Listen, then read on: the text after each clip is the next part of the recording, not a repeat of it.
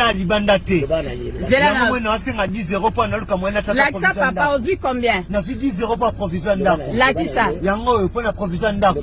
Bon, yesa papa, lobala papa so atika ofinga lobala ye biso to ba goloa. Ba goloa bande kwa faire gola. Papa zana ina bike problème zana ngotuna petite sœur na Fanny. Ah, c'est bien. Na baba c'est 3 minutes. Comment le nani? Comment on a Jas baba so? Jas baba so. O ko felo mdal ba ke muto ni reni ngana poto ngai. Yo wana. To pesi yo combien? Na 10 € maman. Ezaki yango nde mte pesa biso soni to ndimiango. Mais na niveau oyo komi nango na personnalité oza nango, il faut éviter tout ça. Ce n'est pas bien. Bamona yo leka na TV. Ils ont craché sur Ferry. Ils ont ça la propreté. Le lobby gouvernement Obima awa ba lobby que oui faut appeler ça Zakari ministère de la culture. Je crois que bilo mususu moyana lobango na TVZ to yebi babilo mususu et rata yo pona babilo ya boy. Il faut éviter tout ça. Ils ont même no ba ranking o ezanga mutuna makolo. Na place fungolo ba ouverture to komi na né à Sika. 2024, on a plaidé ou bien on a pardon. Il faut éviter tout ça. Et ça qui vraiment actualité, c'est qui actualité beaucoup plus sur l'artiste et non pour la musique congolaise. Donc, excusez-moi pour toi, événement il a fallu pour pas contribuer à rien dans le cannabis. Non, dans le but de contribuer à rien. Dans le but de contribuer beaucoup plus l'artiste que la musique congolaise. Ok. Vous comprenez? Parce que et l'on contribuer à la musique congolaise et tikala. Au senti même que les moins temps au batbaozoata observation au beta masolo nango. Au senti analyse nango et ezu peine impactité. Si on va concert on a parce que prestation nango que ezaki makasité à accrocher comme il faut.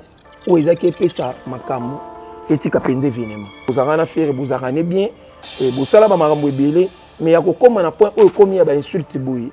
Et c'est répété plusieurs fois. Ils ont ça la propreté.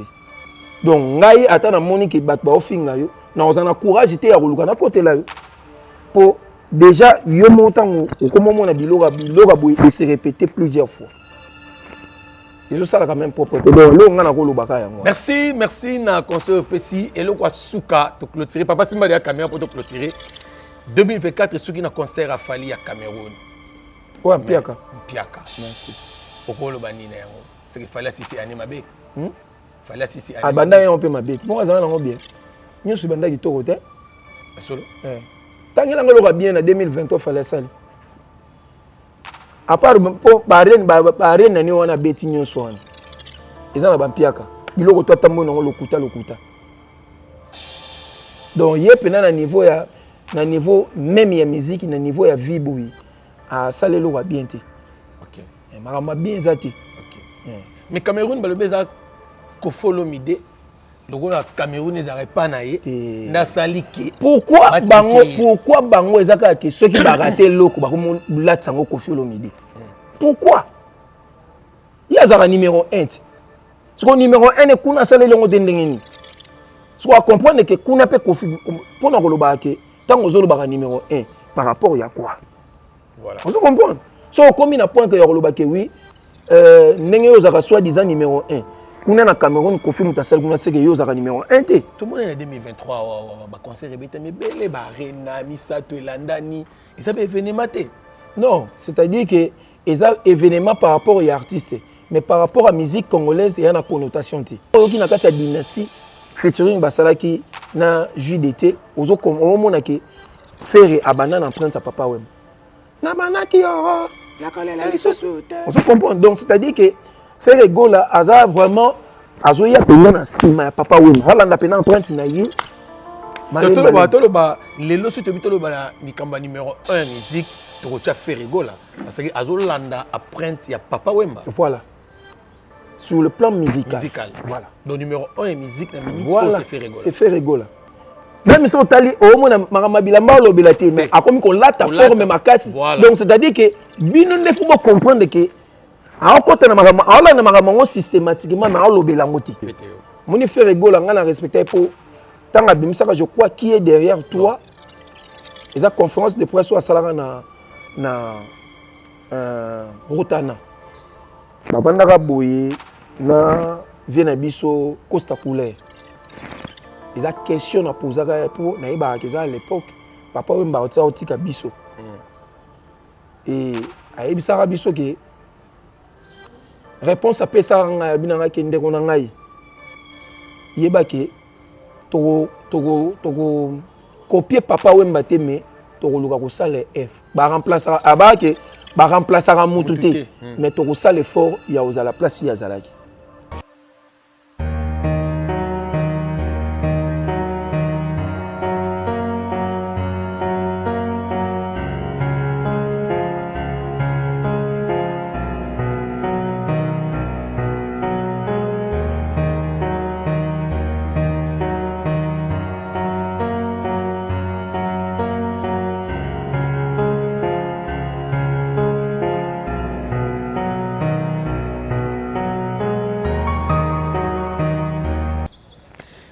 Bonne année na Batutu, bonne année na Baboni na biso nyoso ya Congo Source Télévision, bonne année na DGJ Reste depuis les États-Unis, bonne année na Hassan Vungu ya Hassan depuis Chicago, bonne année na Shora Mubiangata ya Bashora, bonne année na yo Mami Mukanya mwana poto ya Tongo, bonne année na Fabrice Lombolo mon frère propre, Fabrice Lombolo pour biso la famille Lombolo.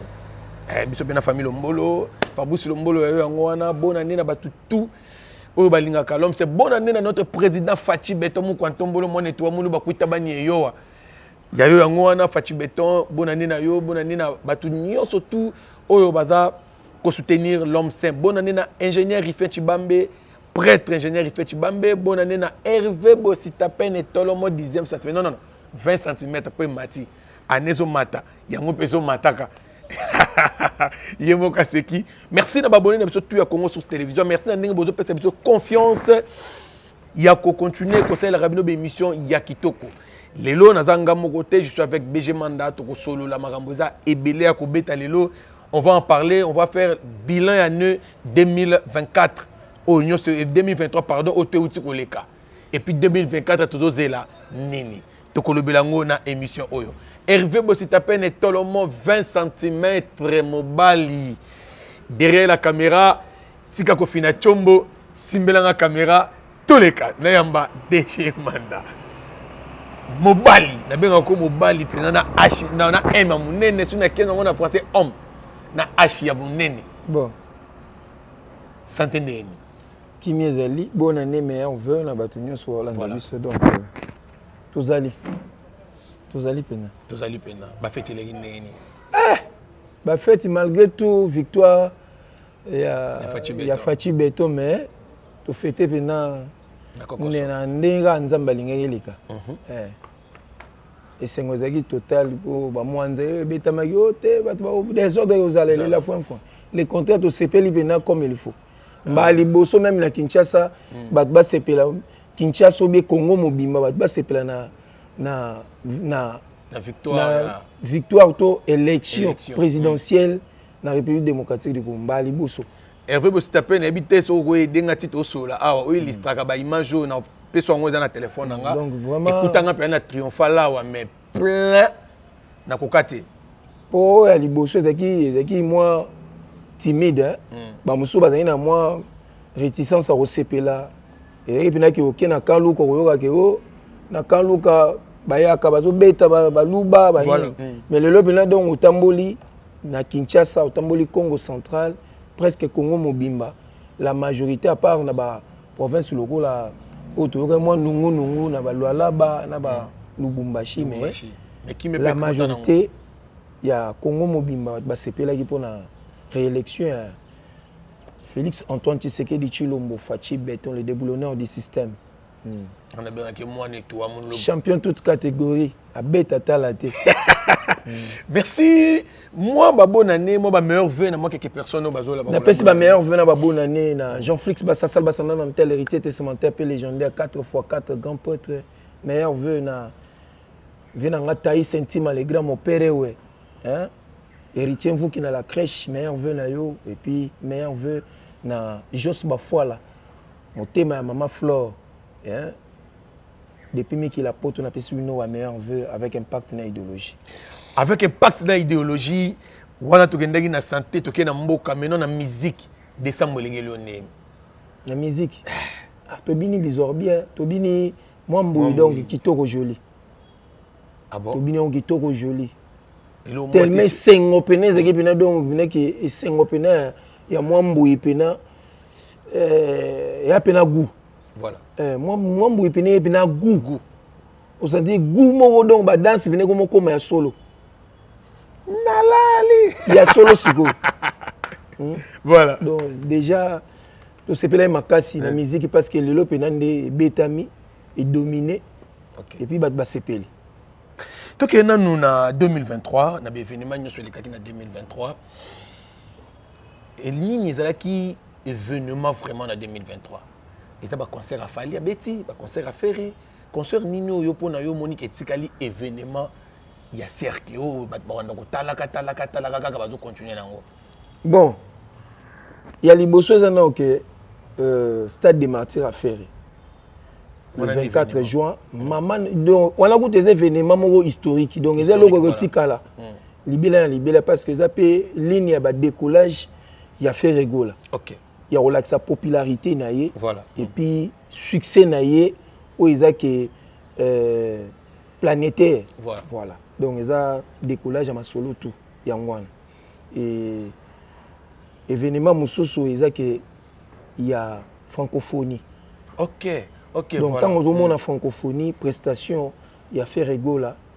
Ils a maman apprendre c'est parce que na kati ya histoire. Artiste a incarné qui makasi o ezaki atika empreinte ezaki c'était Ferregola. Donc tant on a des événements à part nuit à francophonie au artiste nyonso ba betaki mais na francophonie donc a incarné qui vraiment parce que passage naie to prestation naie ezaki na message moko pour na bande quoi est. Voilà. Donc c'est-à-dire que ils avaient événement mo makasi et tant on a wana na troisième nango c'était sortie officielle de l'album Dynasty. Ah oui. Volume 2, volume 2.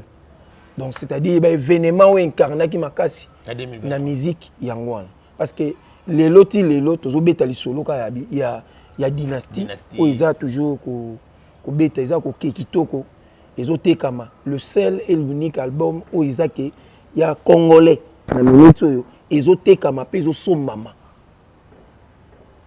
Vous comprenez? Donc, c'est-à-dire que le seul album. Donc, l'album la plus vendue et la plus écoutée. Mais tout le monde est en 2023, va concert répété, mais belle barena, misato landani, et ça peut venir mater. Non, c'est-à-dire que ils ont événement par rapport aux artistes. Mais par rapport à la musique congolaise, il y a une connotation. Parce que ce qui a un impact sur la musique congolaise, il y a un impact au niveau de la communauté congolaise. Voilà. Donc, si on a un événement marqué, après prestation, et tout le monde. Vous comprenez? Donc, c'est ça. Ils ont vraiment actualité, ils ont actualité beaucoup plus sur l'artiste et non pour la musique congolaise. Donc, excusez-moi pour toi, événement a fallu pour pas contribuer à rien dans le cannabis. Non, dans le but de contribuer à rien. Dans le but de contribuer beaucoup plus à l'artiste que la musique congolaise. Okay. Vous comprenez? Parce que et là où contribuer à la musique congolaise et tikala. Au senti même que les moins temps pour battre observation ou bêta masolo nango. Au senti analyse nango et les un impact sur le concert on a parce que prestation nango que zaki ma capacité accroché comme il faut. Ou ezaki pesa makamo et tika penze événement. Dans sens one. Mais sauf que salle et tika l'événement na ndenge ya histoire ba on a que abetaka na 2023 abetaka boy. Et tika libongo. Est-ce que les accords ont un numéro 1 sur le bêtis dans la salle morale liboso, yom ta liboso, ndo comme numéro 1 en musique? Non. Surtout le bima ramande wana nzembo ezaka numéro 1 le rôle indépendance tchatcha. au lelo yango penande tambola monde entier indépendance tchatcha ba sero wana ba lombo makiadi bazalaka mazalaka te po yazara parmi ba artistes bazalaka pena ba au chapeauté ba na succès lombo azalaka na prison à l'époque. OK. Si ko loba ke oui le roi lombo à l'époque azalaki na prison azalaki numéro 1 te.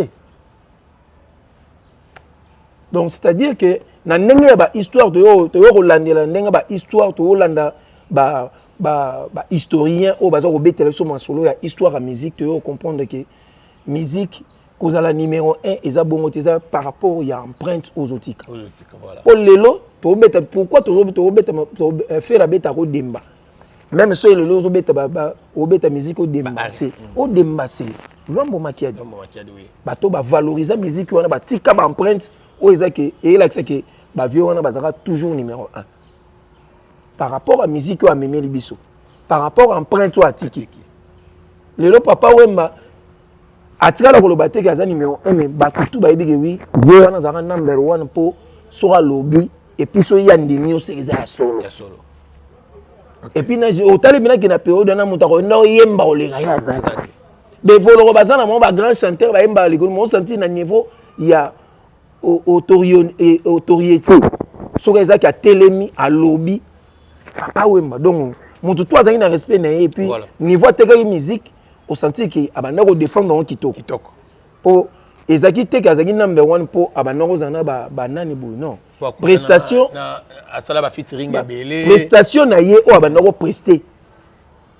façon ya ko prester nde salaki grandeur na ye OK po moni net Koffi Olomide ayaka na scène et pourquoi azape moto asali ba featuring ebele o ezake mais tam susu azana autorité te lokola papa Wemba ndinga zaki nango po papa Wemba zaki pena nzambe ya chant c'est-à-dire que n'importe quelle musique bokoza nango so bo bengisi so akoti wana il suffit piano ezala wana afanda kitoko ndenge mo na faire rigole. OK vous comprenez c'est-à-dire que faire rigole aza artiste o il suffit piano ezala ou bien guitare mo ezala ne beta wana ya oyemba nayi. OK anaje atikali wana c'est-à-dire que maloba ya faire rigole ngai na koma penza na koma ko respecter par rapport à quoi c'est-à-dire aza monto moko boye omoni crédibilité à monto même valeur à monto ba yeba ngo na maloba oui c'est-à-dire que moto aloba malobo ya loba ya ngonda respectable so za moto respectable maloba noté eza pasi pona ba respecter moni faire rigole nga na respecter pour tanga bimisaka je crois qui est derrière toi eza conférence de presse à salaka na Rotana bavandaka boye na viena biso Costa Couleur eza question na posaka pour na yeba eza à l'époque papa Wemba otsa otika biso et ayebisaka biso ke réponse apesa nga binanga ke ndeko na ngai yeba ke to copier papa Wemba te mais to luka ko sala F ba remplacer abake ba remplacer à mututé mais to ko sala effort ya ozala place ya zalaki. OK donc place c'est-à-dire que les lotang to mona musique ndenge zo kende na faire rigole ndenge zo kende ils alignés ya papa Wemba preuve année aucun album dynastie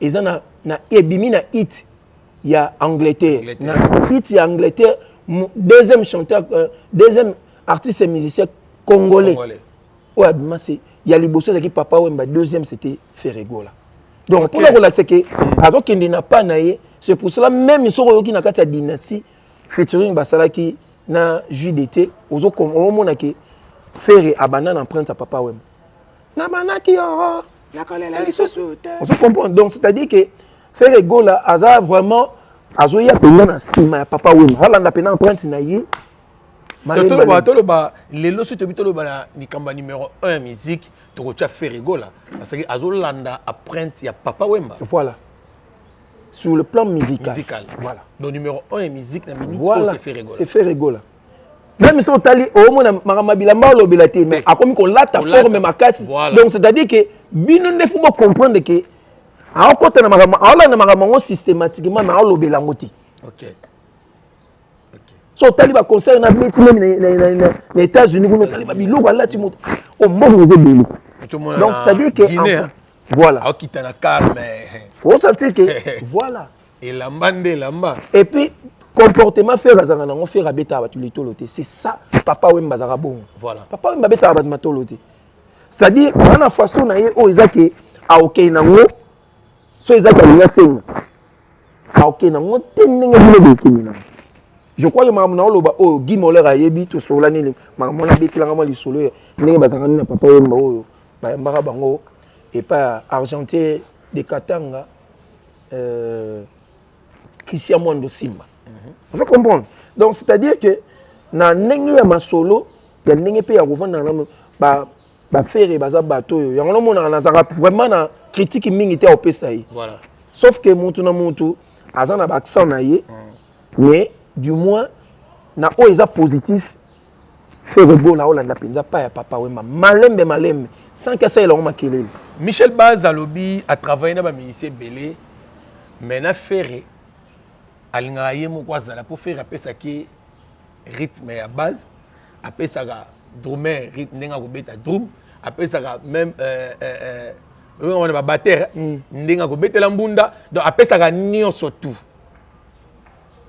eza spécialité na ye to ezaka nini te les expériences ya musique na habité ça pe na eloko moko déjà faire ça là déjà que on beta instrument nyonso oui vous comprenez pas à confirmer on va beta ka instrument tout voilà c'est-à-dire que tant osala tant composera nzemo ye moko na mélodie ayebida ke awa biso ko tundenga zala ngaku te zala ko même ndé nazali boye na ko kene répétition musicien ozoka sima na landela rapena mo sima mingi oka kitaro ebeti tant soliste kepe na bi mo bi ya ngwana kene na ngope na ya ngwana moki mbonda tanga beti pe na koti obité après ce boum boy symbiose tant senta obima boye on sentit que makambo pesi bat sepeli voilà on se comprend donc c'est-à-dire na ndenge biso ko tunde toza boto ba journaliste to koma na moi lito yiwana ya koyoka mais elengi wana ya musique bongo siko ba faire rigolo o ezaki bazui pe na vie na bango za musique donc c'est-à-dire que ndenge nani yo musicien nani azara peut pas faire que dans la maison mère le lot pas aux États-Unis nani comme on est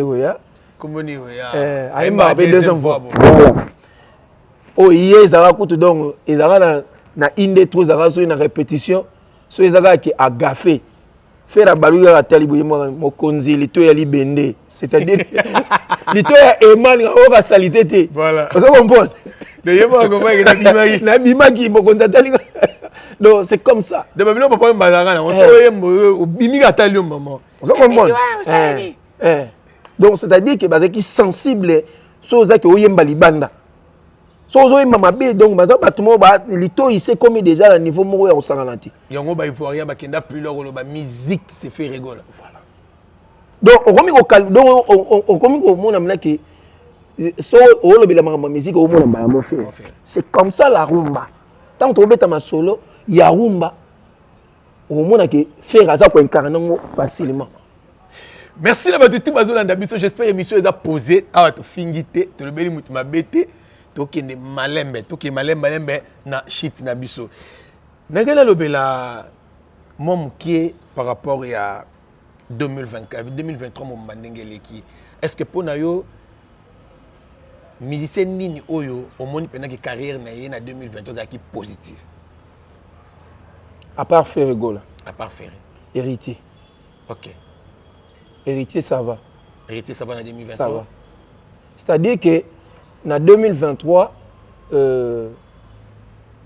aluki ko abimisi album na yo ezaki tilelo ezobeta tilelo oui azobeta lango ba concert donc et pas na ye déjà za na positivité déjà amonia Fali bon Fali na lingande obeta masonete na gagner nini na sima na ye pardon na gagner nini na sima na ata na lobeli bien maza artiste mboga te ezama omoni mara mususu air moto kinanga na nga linga ko machete na ba moté photo za clair Fali na linga ko lobele te parce que aza faux jeune o ezaki a ko reconnaître même valeur na yoti au moins moto a reconnaître la valeur na te nga pe na ko reconnaître ya yete asala ka makamuni ninga osala mais so esengi na chrétien na ko chrétien na ko Vous comprenez? C'est comme ça. Déplique. Déplique, c'est bon. Déplique déjà 2023. Hasard parmi les jeunes ou amis orchestre na poto. Vous comprenez? Na moto ba na moni ko que oui, hier à Koufa lobby mais du moins amis orchestre na poto. Hasard ko évoluer kitoko. Et puis hasard ensemble l'orchestre né na poto. Voilà. Donc bazo ka moyen ni ba banda ko ya bangonyo surtout ba banda ko zonga donc comme un orchestre moins international. Voilà. Ba vanda na boli banda quoi. C'est bon. Donc déplique avec kitoko et na mona parmi bango ezala Ibrator malgré tout album était na ki penza makasité mais du moins na niveau ya yemoko artistique ou bien na yemoko ya vie na ndenge ya vie dans les États-Unis donc adapté qu'en Europe. Voilà. Donc c'est-à-dire que au monde qui artiste ça ko émerger kitoko. Donc na ndenge bien filé déjà c'est bon. On a boss it. On a boss donc c'est bon. Bien affilé, c'est bon déjà. Merci na balobi yape saka atalaka te soka kabelio te c'est ozana yombo na vie na yo. Bon. Adagane na kin masala western. Tikolo va boy. Moi bela western union et na kin. Na kin. Azama bien. Son excellence Roli Mandiangu. Bon. Prêtre son excellence Roli Mandiangu ya yo yango wana. Tozo démarrer ndenge to sola ki mamba politique to wana ngo mabe. Bon. To chité na affaire venayo mutunayo de konayo Zakari Baba Baswe. Azo craché na ndenga faux sur Ferrigola. Est-ce que ils allaient bien que soit na ko finga ferré pour faire non to kata répondre et là ni les kaka bango mibale. Bon. Omoni et là au monde ko loba boy. Vena biso Zaka za grand frère nanga mais là au monde on loba ne boy. Année prochaine, année haute au bandit 2024, à quoi que ça 60 ans. Ouais. C'est-à-dire que mon vieux, il y a des choses où il faut éviter. Dans un conseil, il y a un sur la TV. Mais il il faut éviter Barantine Moussoussou ou apporter les lots. Net eloko wana ya leka na TV au fingi ferry au ferry à sali net nini. C'est ça aussi. O wana za fan. Moto a sali za fan. La fan. Au moni que o répondre était o répondre de faire au monte que or moko boyezo bimiso le roi ndire moto otangate. Il y a des choses où ezaki er moko faut ko éviter. Na conseil nga na ko peso na TVT mais lelo tam susu na 8 ans ya ko yebisa OK, il y a des choses ne faut pas que ça là. Voilà. Nga ezo gêner nga na ko sepelate er mon atamo lenzela ba yo finga yo nga na zawana et ça la bien té oui bien ou bien mais il y a des choses oyo esengeli ko éviter oyo salamaki il y a moi na biso leki na biso eza eloko yo tokolo ba ke toko endosser parce que ça les camboussé comment ils a charge ils a responsabilité na biso nzambe mutalinga yeza la bongo soki ezaki yango nde mutu epesa biso soni tondimi yango mais na niveau oyo komi nango na personnalité oza nango il faut éviter tout ça c'est pas bien bamona yo leka na TV ozo cracher sur ferry ils ont ça la propreté. Le lobby gouvernement ko bima awa ba lobby que oui faut appeler ça Zakari ministère de la culture. Je crois que bilo mususu moyana lo bango na TVZ to yebi babilo mususu et rata yo pona babilo ya boy. Il faut éviter tout ça. Ils ont même ba ranking o ezanga mutuna makolo. Na place fungolo ba ouverture to komi na né à Sika 2024 na ko plaider ou bien na ko senga yo pardon. Il faut éviter tout ça. Babilo abonné, il ne faut pas répondre. Et dans la bénédiction, mais suite il y a biloko wana. Et dans le roi neti les cambo corbeau les renards. Corbeau le roi na fromage na donc renard a ya lobi babilo nyonso ka po abotolo za na mona monoko. Vous voyez bien que tant on le langage na yo et son quand même mabe. luka bato basepela na yo parce que âge ekomi koavancer et non bato bakoma na ba haine na yo po moto mosusu oyo ezaki akosala mabe ta mosusu yo oyeba te. Il ne faut pas minimiser faire oyo ezaki okanisa faire oyo azalaka ta mosusu na maison mère mais lelo faire akoma oyo aza international aza likolo. Il faut éviter ba rancune oyo ekokutele eloko te. Boneti wana nga na omona place oyo yo pa na yo okoti faire net na wana na likamu nini. Luka pe opesa biso pe baleki na biso pe tozala na même na fierté na yo. Tango osala succès, tango osala succès za fierté na biso za lokumu na biso. To tambola avec fierté de bi wana grand frère na ngai. Na zo tambola na komona ça la bien. Mais tango osala mabe. Omoni neti lelo tozui Corneille Nanga même bandeko ne ba ozana sengonete. Ako ndeko na ko tambola na kombo kutu te ya kolobaki Corneille Nanga ya na ngai. Akokoloba ngote po aza rebelle. Il y a des choses où il ne faut pas kokenda ngo bongo. Vraiment na sengyo pardon, luka pe honorer biso bandeko non. Tozala rappel na sengo, quel que soit problème ego zala mais du moins tozala capable ya redéfendre kombo na yo d'une autre manière que ya biblio aboye. Honnête nga boye na opesa net réponse nini. Ezaki na s'attaquer na yo ou bien na répondre vraiment politique. Oui bien respect na pesa rayo, pe respect biso nyonso balé ki noto pesa rayo. Donc na ko lega na TVT pour nous répondre mais du moins na senga ka na yo ozonga moi sima. Ozana ba koko déjà, okomi ko simba ba koko biloko mususu il y a des choses où ezaki biso balé ki noto mususu to commander victime nango. OK. Donc yo aussi bien yango te mais biso baleki bien bana auto bota ba komi ba victime nango parce que ezana bana o biso oboti to pesi kombo na yo moto oyo ba geneti mo na ngai grâce baba basu ayo ko zala victime ya oyo sala au lieu azala na azwa ta mususu faveur moko ya malamu na bolamu oyo salaka que ya mafinge zo sala quand même propreté neti ya yo na faire na ebité okokoma tina pona ndeni ngana yebi ndeni ni bozanga na faire bozanga ne bien et bosala ba makambo ebele mais ya kokoma na point oyo komi ya ba insulte boye et c'est répété plusieurs fois ils ont ça la propreté donc ngai ata na moni ki bat ba ofinga yo na ozana courage te ya koluka na côté là yo pour déjà yo montango okomo na biloga boye et c'est répété plusieurs fois. Ils ça quand même propre. Merci na conseil PC et le quoi souka to clôturer papa simba de la caméra pour te clôturer 2024 souki na concert à Fali à Cameroun. Ouais, Piaka. Merci. Okolo banina yango. C'est que Fali sisi anima be. Fali sisi anima. Abanda on peut mabete. Bon azana ngo bien. Nyo su banda kitoko te. Solo. Tangela ngolo bien na 2023 Fali sali. À part pour barren nani wana beti nyonso wana ezana bampiaka biloko to tambo na lokuta donc yepe na niveau même ya musique na niveau ya vie boui a salelo wa bien te.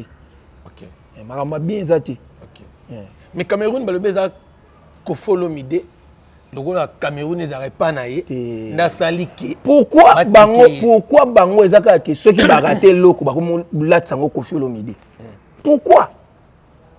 Il y a un numéro 1. Ce que numéro 1 est qu'on a salé le mot d'endengeni. Ce qu'on comprend que qu'on a pas confi pour nous relobake tant aux autres numéro 1 par rapport à quoi? Voilà. On se comprend. So comme il a point que relobake oui n'engé aux ara soi-disant numéro 1. Qu'on a na Cameroun confi mutasal qu'on a c'est que yo ara numéro 1 té. Il faut totalement bien. Vous comprenez? Donc baluka kate échec na bango balatsa ngo bato. OK. Et ça le net na moni ba bêtise na bango ba salier ba kindumba na bango nde ba salaka ekobo na bango ekobo no nyonso mona na miso ba tuko sala ekobo po yo bimaka lwa ndenge yo sala ekobo te ba bimisa ba nyonso ne faire nde muto masumu siko lelo likobo li na yo ba tunde ba sambusi. Vous comprenez? Pour na relaxer que entourage ya fallait za mabe. OK. Donc c'est le contraire de ba voilà. Faire za mabe. Lelo bango nde ba laxi que entourage na bango za mabe. Entourage a fallu ça m'a bien mon rodon et eux que na niveau mo ya blague kutu te mais eloko kana koloba ke fali na 2023 na eloko malonga te po eloko malonga ozala ta musu ndenge baswana na Gauthier Seye po yango nde yango pena mutu epesaki makambo yango nde epesaki makambo tokomi na suka émission la biso obominga mabe do baswana na Gauthier Seye likambo Gauthier Seye pena epesaki makambo ekangaki pena osantimi na ekangi pena actualité ba 2 semaines mbali boso fallait zo actualité bon OK santimi na actualité kangi 2 semaines deuxième fois bunda na libanda bunda na Côte d'Ivoire abunda ka te ba betaka epa Virginie Manganga soit bundi susu na Cameroun abundi sukuna nayokaki mutu moko ayebisi après concert wana na hôtel azozonga soki mpe nini makofi ebetami donc mbuma pene etamboli tatata bona nakoloba bilo mosusu mpona ya kobeta bambodi ekomi boye na boye donc lelo mpena nalingi nasala émission elekaka boye nde naa na tempérament na nga émission eleki déjà je reste depuis des États-Unis to retenir nini et puis moi ba meilleur vœu na yo na bato to balandi biso eloko toko retenir eza ke album ya faire egola eza sur le terrain en tout cas namoni bato mosusu baodécouvrir bachamp mosusu baosala yango bachallenge mais eloko na kosenga na bagoulois to en tout cas to consommer album to somba yango to streamer yango nde osala évolution artiste et puis tozala toujours focalisé tosala promotion ya dynastie na biso et puis toyoka yango et osala biso bien pour artiste na biso ya émerger kitoko na niveau ya des fois te na profiter na occasion pour na opesa mbote na bato to balinga ngai Ricky Basta depuis Bruxelles na PCP mbote na Junior Ela na Cape Town Golo Avi Mike Mwamba na Jobour kuna na pesi mbote place ozali masala ngai Magloire Kembo Spiritu yoyebi to sala rande to yoka na kepi na pesi mbote na Prince Kitadi match ya bien bato to balinga na BG Manda na pesi bino mbote toza toujours ensemble Jean-Flix Bassasal basanda na hérité testamentaire et légendaire 4x4 grand prêtre match ya bien Maman Claudine Masaka kitoko joli match ya bien tokutani mbala ya sima ciao